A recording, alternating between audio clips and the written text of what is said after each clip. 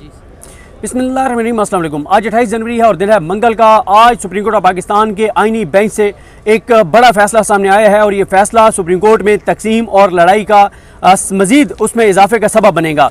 मामला आपको पता ही है कि हम मुसलसल आपको अपडेट कर रहे हैं, आपको रिपोर्ट कर रहे हैं। सुप्रीम कोर्ट के दीगर रिपोर्टर जो डिजिटल मीडिया पे आपको अपडेट कर रहे हैं, क्योंकि ये भी आपको बता दूं कि मेन स्ट्रीम मीडिया पे तो बहुत सारी चीज़ें आप जो मंसूर अली शाह साहब के फैसले के हवाले से हैं, उन पे भी बहुत सारी चीज़ों पे बात करने के हवाले से बहुत सी जगहों पर पाबंदी लगा दी गई है कि मंसूर अली शाह साहब के जो ऑर्डर्स हैं, मंसूर अली शाह साहब के जो फैसले हैं, उनकी जो ऑब्जर्वेशंस हैं, अकील अब्बासी साहब के जो फैसला है, आयशा मलिक साहिबा की जो ऑब्जर्वेशंस हैं, इन जजेस के हवाले से भी अब सेंसरशिप के अहकाम जो हैं वो मीडिया को आ चुके हैं। यानी अब इमरान खान अकेला नहीं है, और भी शख्सियात हैं जिनके नाम जिनकी के हवाले से चीज़ें रिपोर्ट करने पर पाबंदी है। और हाँ, उसको आप रिपोर्ट कर सकते हैं, लेकिन उसको मतलब थोड़ा सा उसका जिसे कहते हैं ना, जो उसमें सख्त बातें हैं जो हुकूमत के हवाले से, इस निज़ाम के हवाले से, या अफरीदी साहब के हवाले से, मुहिद्दीन खान साहब के हवाले से, कमेटियों के हवाले से, उन चीज़ों को निकाल के और रिपोर्ट किया जा सकता है। तो ये ज़ाहिर है मजबूरी है इस वक्त मेन स्ट्रीम मीडिया की। लेकिन सुप्रीम कोर्ट के जो रिपोर्टर्स हैं, 20 से 25 रिपोर्टर्स अब तो डिजिटल मीडिया पर आपको अपडेट कर रहे होते हैं। अब मामला ये है कि कल मंसूर अली शाह साहब ने एक फैसला दिया और उस फैसले में मंसूर अली शाह साहब ने कहा कि जो केस कस्टम एक्ट वाला उनके सामने लगा था, जो केस उनसे छीन लिया गया था, कमेटी ने छीन लिया था, कमेटी ने छीन के दूसरी कमेटी के आगे फेंक दिया वो फैसला, वो केस, और उन्होंने अपने पास लगा लिया। तो उन्होंने कहा कि वो केस जो है वो फरवरी के पहले हफ्ते में उसी ओरिजिनल बेंच के सामने लगाया जाए जो ओरिजिनल बेंच था, जिसमें मंसूर अली शाह साहब उसको हेड कर रहे थे, आयशा मलिक साहिबा थी और इरफान सादत खान साहब थे। जब ये उनको कहा गया कि ये फरवरी के पहले हफ्ते में लगा दें, और दूसरा जो कंटेम्प्ट नोटिस था वो डिस्चार्ज कर दिया गया था, जो एडिशनल डिस्चार्ज जुडिशल को दिया गया था, और तीसरे उसमें यह कहा गया था कि जो दो कमेटियों के फैसले हैं वो गैर कानूनी हैं, उनके पास ये फैसले करने का इख्तियार नहीं था। और कमेटियों में थे या अफरीदी साहब, अमीनुद्दीन खान साहब, जमाल खान मंदोखेल साहब और मोहम्मद अली मजहर साहब। ये दो कमेटियों के 4 जज हैं और 5वें जज खुद जो हैं वो मंसूर अली शाह साहब हैं। और साथ ही मंसूर अली शाह साहब ने कहा था कि जो कमेटी के मेंबरान ने जो कंटेम्प्ट ऑफ कोर्ट की है, जो तौहीन अदालत की है, जो अदालती हुक्मनामे की खिलाफ वर्जी की है, तो ये मामला फुल कोर्ट को उन्होंने भेजा कि फुल कोर्ट इस पे बैठ के डिसाइड करे कि इसको प्रोसीड कैसे करना है। उसके ऊपर आपको पता ही है कि कल 1 बजे बेंच बैठा, 6 रुकनी बेंच था, जिसको जमाल खान मंदोखेल साहब हेड कर रहे थे, मोहम्मद अली मजहर साहब थे, अतर मिनल्ला साहब थे, शाहिद वहीद साहब थे, हसन अजहर रिजवी साहब थे और मुसरत हिलाली साहिबा थी। जब वो केस उनके सामने लगा तो जो इंटर कोर्ट अपील करने वाले एडिशनल डिस्चार्ज जुडिशल थे, उन्होंने वो अपील क्योंकि वापस ले ली, तो इसलिए फिर वो मामला ख़त्म हो गया। लेकिन फिर भी जमाल खान मंदोखेल साहब ने कहा कि हम अपनी रीजनिंग इसमें कुछ लिखेंगे, जो कुछ मंसूर अली शाह साहब ने अपने फैसले के अंदर लिखा है। कल ये हुआ था कि कल 27 जनवरी को 26वीं आईनी तरमीम भी लगी हुई थी आईनी बेंच के सामने, और आईनी बेंच के सामने ये जो केस था जो मंसूर अली शाह साहब से छीन के और आईनी बेंच को भेजा गया था, ये केस भी कल उनके पास आईनी बेंच के पास समाअत के लिए मुकर्रर था। लेकिन कल आईनी बेंच में क्योंकि आयशा मलिक साहिबा भी थी और आयशा मलिक साहिबा ने इस केस की हद तक रिक्यूज़ किया, बेंच से अलग हो गई। उनका नोट भी आएगा आज जब हम कोर्ट रूम में मौजूद थी जजेस से कल के इसी केस के हवाले से जो ऑर्डर था वो साइन करवाया जा रहा था, तो साथ आयशा मलिक साहिबा का नोट भी जजेस के सामने रखा गया कि उनका जो नोट था जो उन्होंने रिक्यूज़ किया है, क्योंकि आयशा मलिक साहिबा उस ओरिजिनल बेंच का हिस्सा थी जो ये केस सुन रहा था कस्टम एक्ट वाला, और जिस केस को छीन लिया गया था तो आयशा मलिक साहिबा ने आईनी बेंच में उस केस को सुनने से इनकार किया। अब उस केस को आज के लिए, हालांकि कल अटॉर्नी जनरल पाकिस्तान मंसूर उस्मान अवान साहब ने कल ये कहा था इनको बेंच को, अमीनुद्दीन खान साहब को, कि आप इस हफ्ते के एंड तक समाअत मुलतवी कर दें, क्योंकि उनका ये था कि वो आज या कल अपील दायर कर देंगे मंसूर अली शाह साहब और अकील अब्बासी साहब का जो फैसला है उसके ऊपर वो अपील दायर करेंगे। बड़ा बेंच बनेगा, वो बड़ा बेंच उनके फैसले को मुअत्तल करेगा या कलअदम करेगा। जब मुअत्तल या कलअदम करेगा तो फिर आईनी बेंच ये केस सुन सकता है, वरना आईनी बेंच तो ये केस सुन ही नहीं सकता था, क्योंकि जुडिशल ऑर्डर है मंसूर अली शाह साहब और अकील अब्बासी साहब का कि वो केस जो छीना गया था बेंच से, जो कमेटियों ने छीना था, उनके पास कानूनी इख्तियार नहीं था, ना या अफरीदी साहब और अमीनुद्दीन खान साहब के पास इख्तियार था, ना आईनी बेंच की कमेटी अमीनुद्दीन खान साहब, जमाल खान मंदोखेल साहब और मोहम्मद अली मजहर साहब के पास ये इख्तियार था। तो इसलिए ये जब तक फैसला उनका मुअत्तल ना होता तो ये केस समाअत के लिए मुकर्रर नहीं हो सकता था। कल जब अटॉर्नी जनरल ने कहा कि इस हफ्ते के एंड तक रख दें, तो अमीनुद्दीन खान साहब ने कहा कि नहीं। अमीनुद्दीन खान साहब ने क्या किया कि आज के लिए वो केस समाअत के लिए मुकर्रर कर दिया। आज जब केस की समाअत शुरू हुई तो 35 मिनट तक इल्जामात लगते रहे, भरमार होती रही, मेन 3 जज बोलते रहे, अमीनुद्दीन खान साहब, उनके राइट साइड पे जमाल खान मुदखिल साहब बैठे थे और उनके लेफ्ट साइड पे मोहम्मद अली मजहर साहब बैठे थे। ये तीनों वो जज हैं जिनको तौहीन अदालत का मुर्तकिब करार दिया गया है, जिनको कहा गया है कि इन्होंने जुडिशल ऑर्डर को वायलेट किया है, लेकिन क्योंकि ये मामला सेंसिटिव है, हसास है, तो इसलिए फुल कोर्ट को भेजा जा रहा है। तो ये तीनों जज इतने पर्सनल हुए हुए हैं कि कल भी इन्होंने बहुत सख्त इल्जाम लगाए मंसूर अली शाह साहब पर, वकील अब्बासी साहब पर। आज भी बहुत सख्त इल्जाम लगाए गए मंसूर अली शाह साहब पर, बार बार उनको अटैक किया गया। यहां तक कि मुसर्रत हिलाली साहबा ने तो अटैक किया नाम लेके अकील अब्बासी साहब को, कि अकील अब्बासी साहब को उस बेंच में बैठना ही नहीं चाहिए था। 16 को जब ये ऑर्डर हो रहा था उसके उनको बताती रही मुसर्रत हिलाली साहबा, बता रही हैं अकील अब्बासी साहब जैसे जज को, कितना बड़ा जज, कितनी, मतलब मैं हैरान हूँ। कभी किसी वकील से पूछे तो आपको बताएगा कि जो कॉन्स्टिट्यूशनल इश्यूज़ हैं, लीगल इश्यूज़ हैं, अदालती फैसले हैं, या जो कानून और आइन की समझ है, उसमें अकील अब्बासी साहब कहाँ पे खड़े हैं और मुसर्रत हिलाली साहबा कहाँ पर हैं। एक भी जजमेंट ऐसी मुसर्रत हिलाली साहबा की नहीं है हमारे सामने तो जिसका हवाला दिया जा सके, लेकिन दर्जनों जजमेंट्स हैं अकील अब्बासी साहब की जिनका आप हवाला दे सकते हैं, जिन पे आप बात कर सकते हैं। तो वो भी फिर अमीनुद्दीन खान, इन्होंने जमाल खान मुदखिल साहब ने भी अकील अब्बासी साहब का एक बार नाम लिया, तो बहुत ज़्यादा 35 मिनट बाद जब समाअत शुरू हुई तो 35 मिनट बाद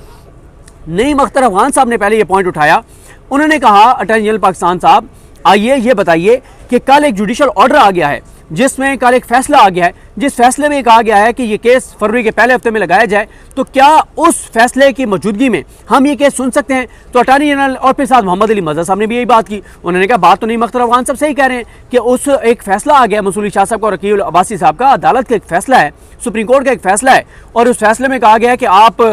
जो है इसको समाअत के लिए मुकर्रर करें। तो उस फैसले के मौजूदगी में क्या हम इस केस को सुन भी सकते हैं या नहीं सुन सकते? तो कहा यह गया पहले 35 मिनट बाद कि आप नहीं सुन सकते जब तक वो केस आपके पास समाअत के लिए मुकर्रर ना हो, और अभी वो आपके सामने समाअत के लिए इसलिए मुकर्रर नहीं हो सकता क्योंकि उसके ऊपर एक जुडिशल ऑर्डर आ चुका है कि फरवरी के पहले हफ्ते में उसी ओरिजिनल बेंच के सामने लगाया जाए जो मंसूर अली शाह साहब, आयशा मलिक साहिबा और इरफान सादत खान साहब पर मुश्तमिल था। अब हुआ क्या कि सलाउद्दीन साहब आए, शायद जमील साहब आए, एक लड़ाई भी हुई, वो भी बताता हूँ आपको। जब कहा ना सलाउद्दीन साहब ने कि जब अटॉर्नी जनरल पाकिस्तान ने कहा कि वो उसके ऊपर अपील दायर कर रहे हैं मंसूर अली शाह साहब के फैसले पर, तो अपील जब तक नहीं सुनी जाती और उस फैसले को सस्पेंड नहीं कर दिया जाता तो आप ये केस नहीं सुन सकते। लिहाजा आप वेट कीजिए और आप इस समाअत को एडजर्न कर दीजिए जब तक अपील में मंसूर अली शाह साहब का फैसला मुअत्तल नहीं हो जाता। अब अटॉर्नी जनरल पाकिस्तान ये बात कह चुके थे। उसके बाद क्या होता है, शायद जमील साहब आते हैं, सलाउद्दीन साहब आते हैं, लड़ाई पे मैं बाद में आता हूँ। जब सलाउद्दीन साहब ने एक पॉइंट कहा, उन्होंने कहा कि जब ये अपील सुनी जाएगी मंसूर अली शाह साहब के बेंच के जो फैसला है अकील अब्बासी साहब का और मंसूर अली शाह साहब का, तो उसमें 4 जज उस अपील में नहीं बैठ सकते। 4 जज उस अपील में नहीं बैठ सकते। एक तो उसमें नहीं बैठ सकते अमीनुद्दीन खान साहब, क्योंकि वो और जय अफरीदी साहब ये दोनों नहीं बैठ सकते क्योंकि ये प्रैक्टिस एंड प्रोसीजर कमेटी का हिस्सा है। जो 2A की कमेटी है उसमें 3 जज हैं, अमीनुद्दीन खान साहब, जमाल खान मुदखिल साहब, मोहम्मद अली मजहर साहब, तो ये 4 जज नहीं बैठ सकते। यानी सलाउद्दीन साहब ने सामने बैठे हुए 3 जजेस को कहा कि आप तो उस अपील में नहीं बैठ सकेंगे। आपस में जजेस ने मुशावरत की, उन्हें लगा कि ये तो फिर काम खराब हो जाएगा। अगर वो किसी ऐसे बेंच के सामने लग जाती है, वो मंसूर अली शाह साहब की फैसले के खिलाफ अपील, जो आज़ाद जजेस हों, जो अपने हलफ से वफाक करने वाले हों, तगड़े जजेस हों, अपराइट जजेस हों, और वो अगर आइन पसंद जजेस हैं, अपने हलफ से वफाक करने वाले हैं, और वो मंसूर अली शाह साहब का फैसला मुअत्तल नहीं करते, तो फिर तो मंसूर अली शाह साहब के फैसले पर अमल दरामद करना पड़ेगा। फिर तो फरवरी के पहले हफ्ते में आपको केस मंसूर अली शाह साहब के सामने लगाना पड़ेगा। तो फिर इन्होंने ये किया, हालांकि खुद ये 2 मेंबर कह चुके थे कि हम ये केस नहीं अभी सुन सकते क्योंकि ये केस हमारे पास फिक्स नहीं है। ये केस हम अभी मतलब फिक्स तो था खैर, लेकिन सुन इसलिए नहीं सकते कि अब इसके ऊपर एक जुडिशल ऑर्डर आ गया। तो लेकिन जब सलाउद्दीन साहब ने ये बात की कि जनाब जब ये इसके ऊपर अपील दायर होगी मंसूर अली शाह साहब और अकील अब्बासी साहब के फैसले पर, तो ये 4 जज तो नहीं बैठ सकेंगे। तो फिर खटका लगा कि तो काम खराब हो सकता है, अगर हलफ से वफा करने वाले जजों के पास लग गया तो काम खराब हो सकता है। फिर आपस में जजों ने मुशावरत की और काम उठा दिया,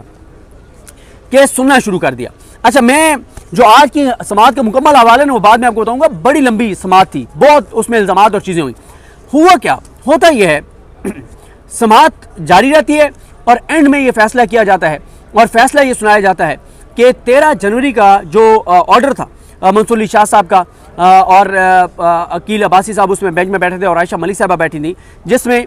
13 को ये कहा गया था कि केस की समाअत जो है वो नहीं, उसमें इरफान सादत खान साहब थे, सॉरी मंसूर साहब थे, आयशा मलिक साहबा थी और इरफान सादत खान साहब थे। और 13 को केस समाअत के लिए मुलतवी किया गया 16 तक। जब 16 तक केस समाअत के लिए मुलतवी किया गया और 16 को जजेस आए कोर्ट रूम में, तो क्योंकि उस दिन वो 3 रुकनी बेंच में तब्दीली हो गई थी, इरफान सादत साहब की जगह अकील अब्बासी साहब आ गए थे, तो 16 को अदालत ने यह कहा कि ये एक पार्ट हार्ट मैटर था, हम इसको सुन रहे थे, तो आप इसको 20 तारीख के लिए उस बेंच के सामने लगा दें जो बेंच मंसूर अली शाह साहब, आयशा मलिक साहबा और इरफान सादत खान साहब पे मुश्तमिल है। अब वो 20 को केस नहीं लगता, 20 को जब नहीं लगता कंटेम्प्ट प्रोसीडिंग स्टार्ट होती हैं और फिर वो कंटेम्प्ट प्रोसीडिंग चलती हैं और एंड में कल ये फैसला सुनाया जाता है कि फरवरी के पहले हफ्ते में वो केस दोबारा लगाया जाए इसी बेंच के सामने। गो के 17 जनवरी को, जब 16 को उन्होंने ऑर्डर किया था कि 20 जनवरी को हमारे सामने वो केस लगाएं, तो 17 जनवरी को याहिया अफरीदी साहब और अमीनुद्दीन खान साहब ने बैठ के वो केस छीना मंसूर अली शाह साहब की बेंच से और भेज दिया कमेटी को। और फिर कमेटी में खुद जाके अमीनुद्दीन खान साहब और जमाल खान मुंदखेल साहब और मोहम्मद अली मजहर साहब ये फैसला करते हैं कि हाँ ये केस हम सुनेंगे और हम 27 जनवरी के लिए सुनेंगे, जो कि कल उन्होंने सुना और आज तक एडजन किया था। अब इस सारी सूरत हाल में इन्होंने क्या किया, आज जो फैसला किया जो बहुत हैरान कुन है, बड़े बड़े वहाँ पे लीगल माइंड्स बैठे थे, बड़े बड़े वकील बैठे थे, क्योंकि मिलिट्री कोर्ट्स की केस भी है, मिलिट्री कोर्ट्स केस की समाअत है और अभी वो चल भी रही है, तो बड़े बड़े वकील वहाँ पे बैठे थे। सब ने सर पकड़ लिया कि क्या किया इन्होंने, कि मतलब किस हद तक चले गए हैं। 3 तौहीन अदालत के मुलजिम जिनके ऊपर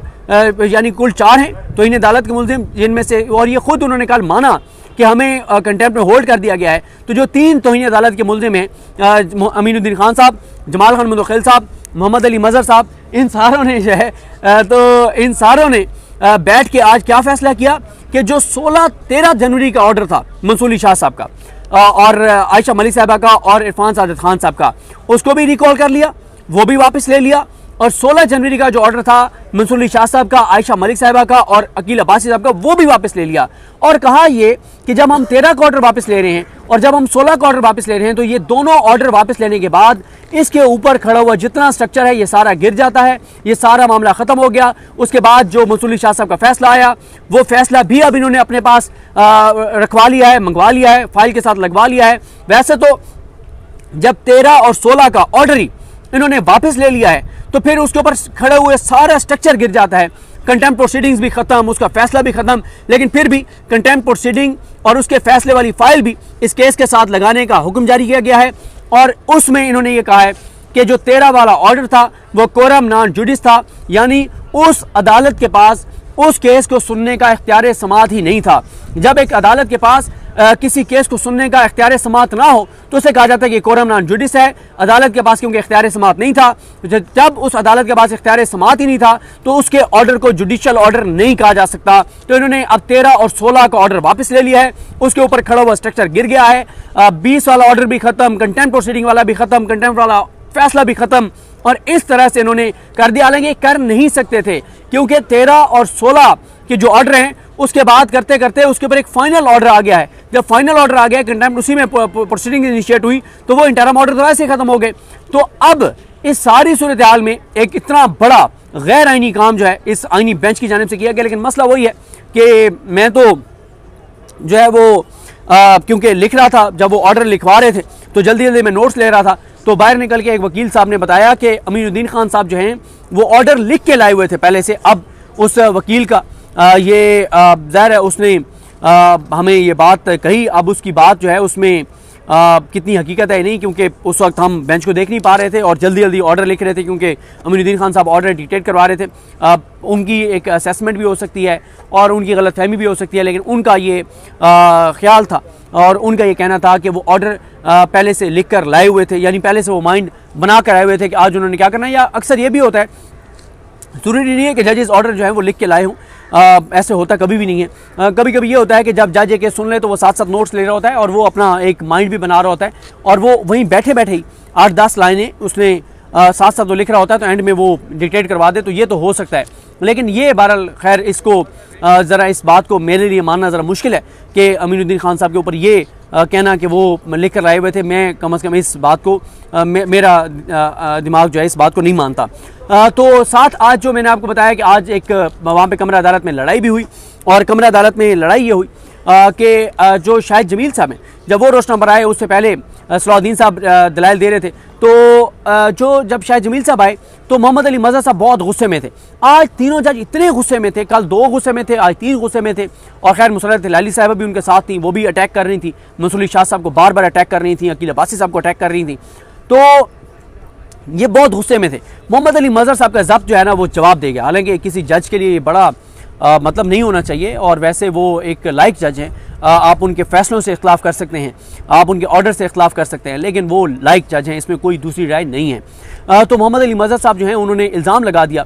शाह जमील साहब पर और सलाउद्दीन साहब पर, और कहा कि आप लोग जो है वो चाहते हैं कि उस बेंच के पास जाए, आप लोग चाहते हैं कि आप अपनी मर्ज़ी का बेंच चाहते हैं, आप चाहते हैं हमारी मर्ज़ी के जज सुने, आपका इंप्रेशन यह है कि आप उधर आपने ये किया। फिर उससे पहले क्योंकि नईम अख्तर अवान साहब भी सलाउद्दीन साहब को कह चुके थे, खैर वो बड़े पोलाइट अंदाज में कह चुके थे कि ये सारा क्राइसिस आपका खड़ा किया गया है, क्योंकि आपने उस बेंच में ये कहा कि वो बेंच केस सुन सकता है, हालांकि वो केस नहीं सुन सकते थे। आर्टिकल 191A के तहत आइन के हवाले से जहाँ भी सवाल होगा, आइन की तशरीह का जहाँ भी सवाल होगा, किसी कानून के आइन से मुतसादिम होने का जहाँ भी सवाल होगा, तो वहाँ पे केस आइनी बेंच के सामने आना है, वो रेगुलर बेंच नहीं सुन सकता। और जजेस ने कहा कि ये आइन में जब लिखा हुआ है, किसी को पसंद हो या ना पसंद हो, अब ये मामला जो है वो जाना ही आइनी बेंच के पास है, और ये ना तो कमेटियों का इसमें कोई इख्तियार है, ना रजिस्ट्रार ऑफिस का इख्तियार है, आइन की यह मंशा है कि ये केसेस जो हैं वो आइनी बेंच के सामने जाएंगे। तो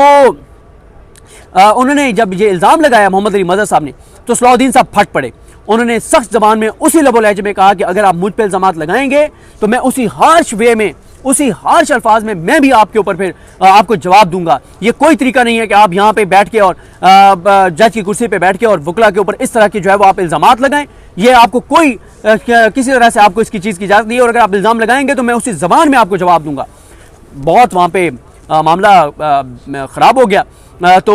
जमाल खान मुदखिल साहब ने इंटरवीन किया, नहीं आपकी बड़ी रिस्पेक्ट करते हैं, आप बड़े लायक वकील हैं, ऐसी कोई बात नहीं, हम तो आपको बुलाते रहते हैं केसेस में, मामून भी मुकर्रर करते हैं। अटॉर्नी जनरल पाकिस्तान फ़ौरन खड़े हुए, जाके उन्होंने कंधे जो है वो पकड़े उनके सलाउद्दीन साहब के, उन्होंने भी ज़रा उनके कंधे थपथपाए और उनको ज़रा कंधे पकड़े और के बस ज़रा ठंडे हो जाएं, कोई मसला नहीं है, ईजी हो जाएं। और फिर मोहम्मद अली मजहर साहब ने जो है वो माजरत की उनसे, शाह जमील साहब से। ज़ाहिर है शाह जमील साहब से माजरत का मतलब यह है कि उन्होंने